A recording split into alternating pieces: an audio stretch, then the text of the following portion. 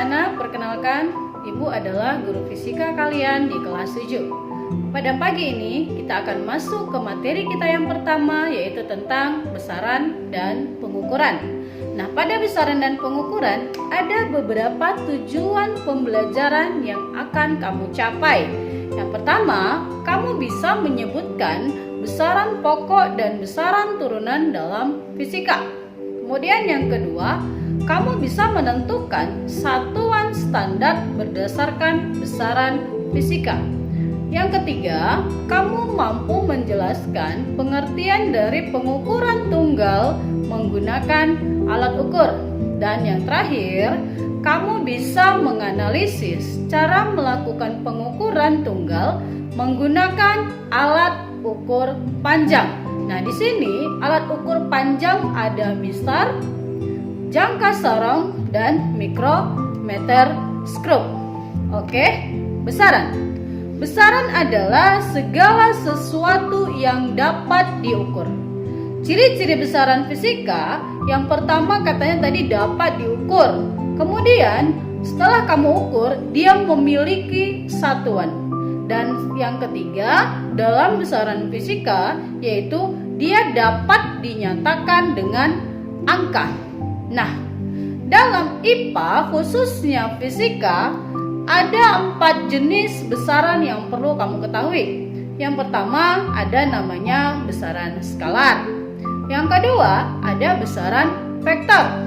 Yang ketiga besaran pokok, dan yang terakhir adalah besaran turunan. Jadi ada 4 jenis besaran fisika ya.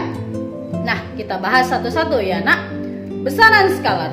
Besaran skalar adalah besaran yang hanya mempunyai besar atau nilainya saja.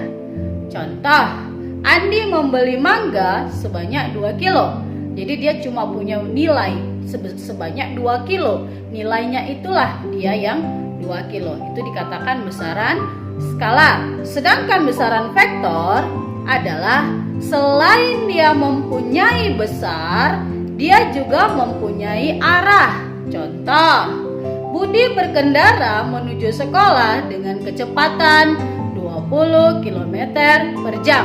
Nah, ada arahnya kemana? Ke sekolah. Itu dia beda. Setelah dia ada besarnya 20 km per jam, maka ada arah tujuannya, yaitu ke sekolah. Dan yang ketiga tadi Ibu katakan adalah besaran yang ketiga, yaitu besaran pokok. Nah, besaran pokok adalah besaran yang sudah berdiri sendiri. Artinya sudah ada dia terlebih dahulu. Nah, dalam fisika ada 7 besaran pokok. Yang pertama panjang, punya satuan meter. Kemudian yang kedua massa, satuannya kilogram. Yang ketiga waktu, satuan sekon. 4 suhu, punya satuan Kelvin. 5 kuat arus, satuannya ampere.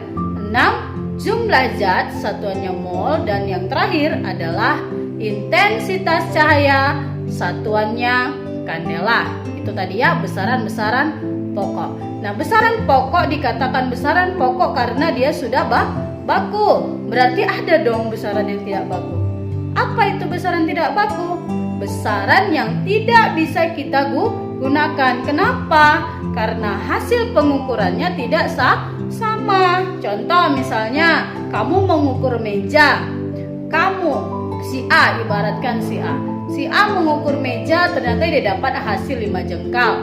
Sementara si B mengukur meja yang sama, hasilnya jadi 6 jengkal. Maka hasil pengukuran si A dan si B itu tidak bisa dinyatakan baku. Kenapa? Karena tidak sama hasilnya. Nah, yang baku itu yang bagaimana, anak ibu? Pengukuran yang dikatakan pengukuran baku apabila hasil pengukurannya antara si A, si B di Indonesia, di Afrika, atau dimanapun kamu berada, dengan kamu mengukur benda yang sama, menggunakan alat ukur yang sama, maka hasil pengukuran kamu adalah sama. Itu dikatakan sudah baku. Ya, ada beberapa syarat suatu benda itu diukur, dia sudah dinyatakan menjadi hasil pengukuran yang baku. Ada beberapa syarat katanya. Yang pertama, satuannya selalu tetap. Itu tadi Bu katakan ya, mau di Indonesia, mau di Afrika, kamu mengukur bendanya dengan alat ukurnya, hasilnya pasti sama. Kemudian yang kedua, sudah bersifat internasional. Artinya mau kamu, mau orang Afrika, semua bisa menggunakannya. Ya, semua paham menggunakannya. Kemudian yang ketiga adalah mudah ditiru. Itu yang paling penting. Mudah ditiru. Mau siapapun menggunakannya, kamu bisa menggunakannya karena satuannya sudah bisa ditiru. Tidak ada yang sulit. Itu dia ya. Nah, pertanyaannya, tadi udah Ibu katakan satuan-satuan dari besaran pokok tadi. Nah, pertanyaannya begini, apakah sentimeter bukan satuan baku? Nah, sentimeter itu merupakan sinonim dari satuan meter. Berarti sinonim. Berarti bisa nggak kita gunakan? Bisa. Dia masuk ke kategori yang mana? Pengukuran panjang. Itulah yang dikatakan namanya konversi satuan. Nah, mungkin pada saat kamu SD sudah pernah mempelajari yang namanya konversi satuan. Ya, contoh kalau misalnya kita pakai gram satuannya, berarti dikonversi dari kilogram, hektogram, dekagram, gram, desigram, sentigram, dan yang terakhir ada miligram. Nah, untuk mengkonversinya ingat, kalau turun tangga 1, maka dia akan dikali 10. Naik tangga 1, maka dia akan dibagi 10. Ingat itu ya. Jadi kalau ibu ibaratkan contoh di situ ada ibu tampilkan 2 kg sama dengan titik-titik gram. Dari kilogram ke gram ada 3 tangga yang dia lalui. Artinya 10, 10, 10. Maka 2 kg sama dengan 2000 gram. Bisa ya anak-anak ya, bisa dipahami itu ya. Contoh berikutnya yang kedua ada ibu buat 72 km per jam sama dengan titik-titik sekon. Artinya di situ kilometer kamu ubah ke meter, jamnya kamu ubah ke sekon. 1 kilometer ke meter kali 1000, jam ke sekon 3600. Jadi 72 kali 1000 bagi 3600, maka 72 km per jam sama dengan 20 meter per sekon. Nah, yang ketiga coba kamu hitung sendiri ya, Nak ya.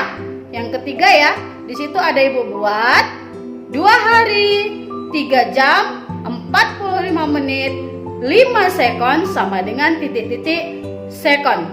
Nah, berarti itu semua harus kamu ubah ke dalam sekon ya.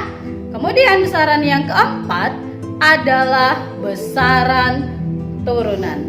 Nah, dikatakan besaran turunan karena diturunkan dari besaran pokok. Artinya dasar kamu tadi adalah besaran pokok. Jadi kalau besaran turunan diturunkan dari besaran pokok, kita tidak bisa mendapatkan besaran turunan kalau tidak tahu besaran pokoknya. Contoh di situ ada yang namanya luas.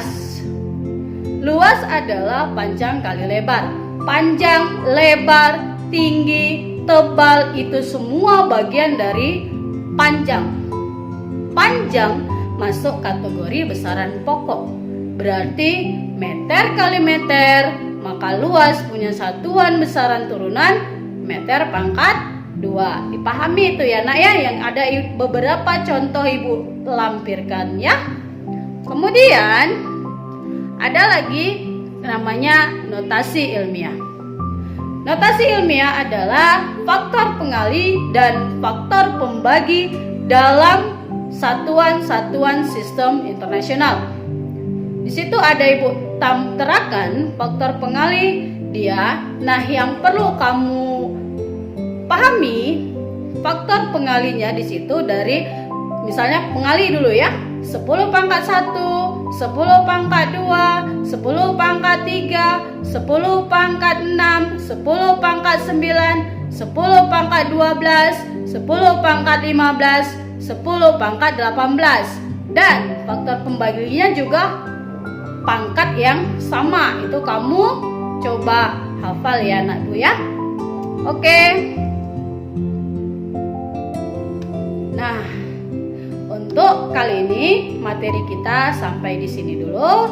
Kita lanjut ke materi berikutnya pada pertemuan kita selanjutnya. Terima kasih.